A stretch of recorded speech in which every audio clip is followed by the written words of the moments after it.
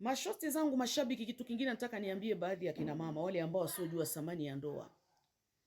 Nina kesi nyingi sana za baadhi ya wanaume wananishtakia, wanaandika inbox, wanasema Malao, mimi nina mke wangu muda mrefu sana, miaka, hajawahi kuniambia mume wangu na kujisikia. Ndugu zangu, baadhi ya kina mama hamjui mapenzi. Kwenu litoka kwenu nafuata nini kwa mwanaume? Mimi najua mwanamke kwa mume wake anytime akimjisikia mume wake lazima mwambie, iwe mchana iwe usiku. Kuna baadhi ya wanawake waogi hata na waume zao. Kuna baadhi ya wanawake wapake hata mafuta karibu ya waume zao. Ndugu zangu, kuna baadhi ya wanawake wa masaji hata waume zao.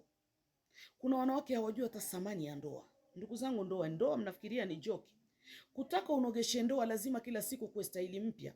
Lazima pawe mabadiliko ndani, ndugu zangu. Wewe mwenyewe mwili wako una mabadiliko, michezo yo tofauti, kila siku kukucha unabuni michezo mipya. Ndugu zangu, ndoa inatakiwa ujanja, ndoa inatakiwa kuwa strong. Mwanamke ukuwa clever kwenye ndoa yako. Naamini hao wanaume ni kama watoto, wanatakiwa tu mwanamke mwenye ko serious, mwanamke mwenye ko clever, anajua alifuata nini kwa mume wake. Kwa hiyo fungueni sana masikio kina mama, baadhi yenu ambao mnapuuza ndoa.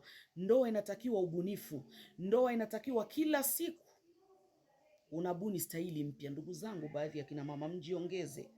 Ushauri wa Mama Lao, kazi kwenu. Ndoa inatakiwa akili na ujanja, ndugu, ya kutumia sana sense.